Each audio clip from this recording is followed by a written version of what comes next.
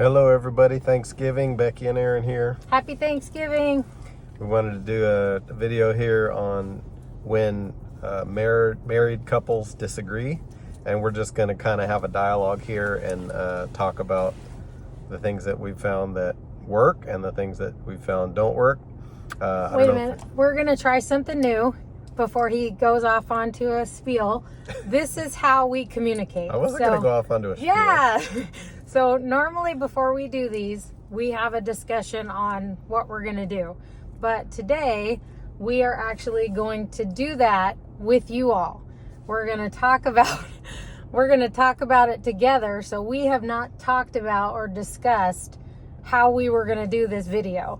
And so the reason we decided to do it this way is because we wanted you all to see how we communicate together, because just through the discussions on private messages or conversations we've had with you all when we've gone to meetings or when we've seen you all out and about, we've noticed that people are having a hard time or just haven't learned how to communicate together.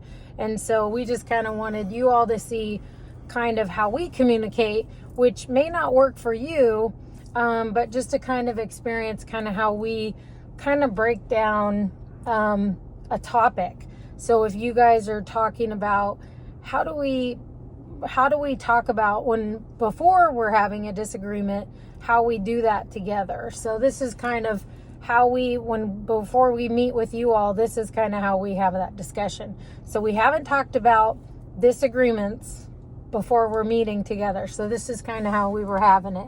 So disagreements. Yeah. So if you're married, you're going to disagree on stuff. Total shocker. You are Spoiler alert. You're not going to agree on everything. Sometimes it might feel like you disagree on more things than you do agree on. So don't be surprised and don't be shocked and don't be like, oh my God, this is terrible, we're disagreeing. God put men and women together. We both think differently. We need to learn how to negotiate and figure it out. Which is a great thing. It's a wonderful thing because by discussing things, if you can keep your cool, keep your attitude under control, and have a forgiving attitude, and try to keep yourself from getting too hot under the collar, you can really learn a lot, because men and women think differently, and that's just the way it is. Mm-hmm. And a lot of times with disagreements, we all have strong opinions because we're human. And you can try to force your opinion on the other person, but that doesn't work, obviously. Mm-hmm. If you've ever tried it, it doesn't work. You don't want to approach things of trying to push the other person into a corner and not have an actual mutual negotiation, but you want to confront things with openness and honesty and transparency, and just try to get to the best outcome instead of trying to get to who is right in the discussion. Right. So we want to either, the idea is that, we want to work together, right? Working together. We either want to go to war. We're not on opposing teams. Or negotiate peace. Yes. Right? Yes. But those are your two options. Yeah. So we decided a long time ago that we wanted to work together, negotiate peace. Yeah. War is bad. War in marriage is bad. But, thumbs down on war. Yeah, but we peace good. Definitely you have to decide that you're gonna work through it. Mm-hmm. But you also want to appreciate the difference, because it is very cool to be different, not the same, because that would be super boring. Yeah. And you can find so much value because things open up when there's differences, because a whole new world comes alive, because you're like, oh, I never thought of it that way. That's extra cool. Exactly. And when you bring up points that I would have never considered, because I'm a dude and I'm very narrow-minded, then it opens up. Call it pragmatic. That's better than narrow-minded. Get your dictionaries out and look up. That sounds better, right? What pragmatic means. But you made me forget what I was going to say. Sorry, you're narrow-minded. Well, yeah, I'm pretty narrow-minded, pretty restricted in the way that I think. Sorry. but keeping an open mind that you are actually listening to the other person, even though they're saying things that you disagree with. You have your opinion, but you need to learn how to kind of taper that down a little bit on the importance level. Bring your opinion down to here, and really listen. Actually close your mouth. This is super hard to do, but take your mouth and close it and listen, because you can't listen with your mouth open very well. You're not gonna hear. So you have to really listen and really genuinely, honestly value their opinion and consider what they're saying, and consider, this is another thing that's hard to do, consider that you may not know everything, and you as a man or a woman may not be right about everything. I know that's super hard to consider for all of us. What do you think? Yeah. Well, remember when you and I first got married? So when, I know it was a long time ago, but so remember my family, so let's see, my mom's side of the family and my dad's side of the family for that matter, they were all yellers. So when they argued, everyone yelled. And your family was very quiet and passive. So, but you can still be a bully both ways. You can be a bully yeller and a passive, quiet bully, right? Because you would give me the silent treatment for days. I would. And then I would yell. So, but even, I mean, we didn't argue. You see how she called me out in public where everybody's going to know. But I said my side too. Silent treater? Okay, I'm just saying. I said my side too. But see, I mean, thank God we didn't argue like that a lot. But I mean, it was two sides of the same coin. Where, you could act like, oh, well, I wasn't the big bad guy because I wasn't raising my voice. But it was still, you could still be a bully that way. But you also could be a martyr too. And both sides are manipulation.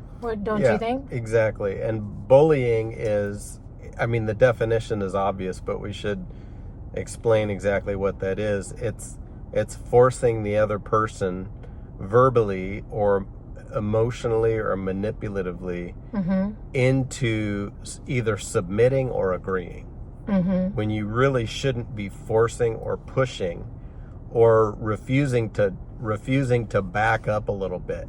If you keep emphasizing your opinion until the other person just gets tired, that's not how to do it. Because you're trying to gain control, right? You're trying to gain control. That's what bullying is, exactly. And then also when you're trying to raise your voice, you're trying to elicit response, maybe with fear or, whether it's control, fear, it's all the same thing. Which neither is good because you break trust.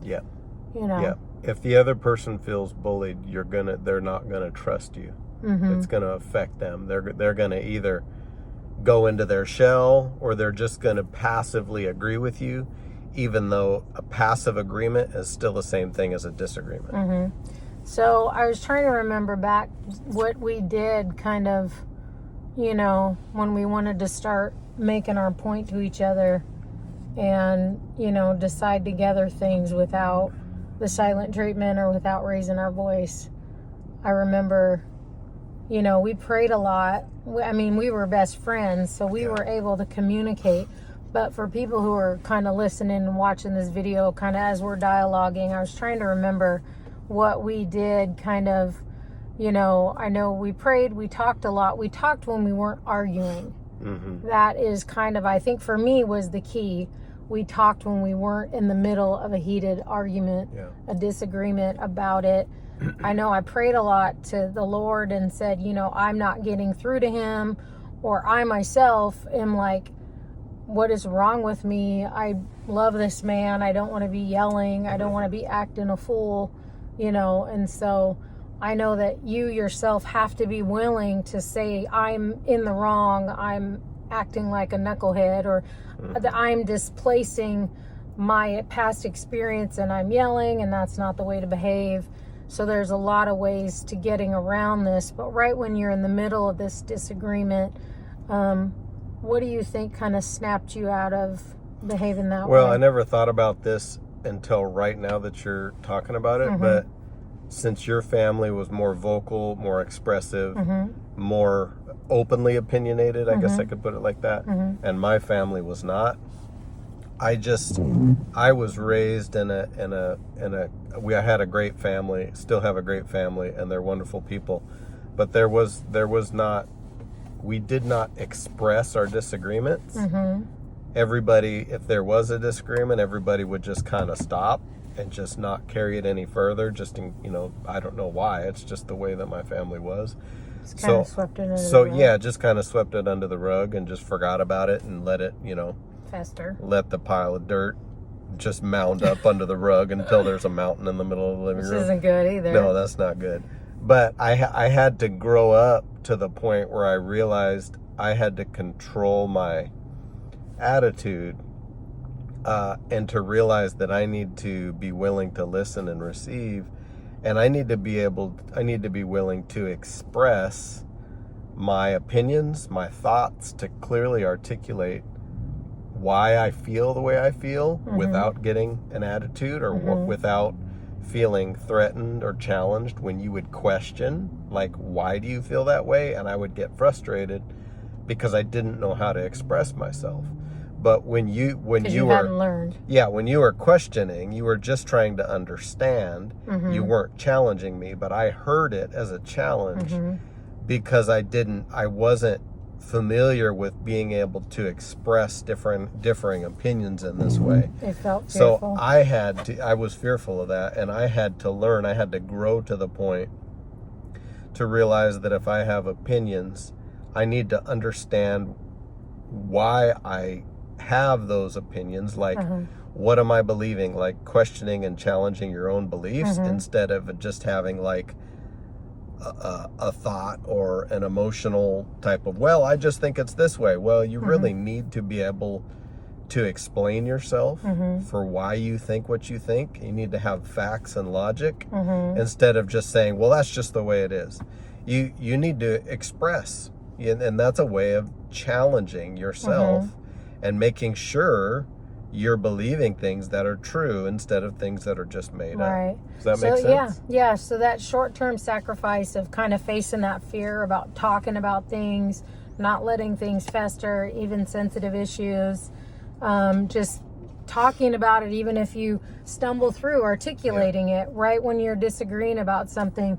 Don't wait. Don't let it fester.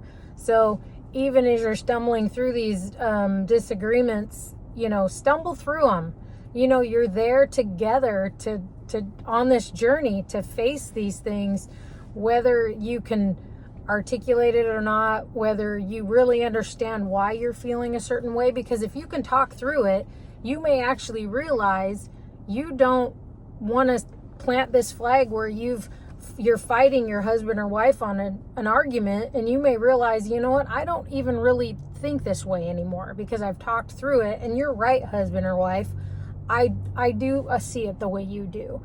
And that's why it's so beautiful that you have got this person with you, because you may actually right there decide, you know what, I see where you're coming from and you have a valid point, and yeah, let's do it this way, or let's fold the towel that way, or let's put the toilet paper on the roll that way. Well, those are easy. And I think right? Women, yes, exactly.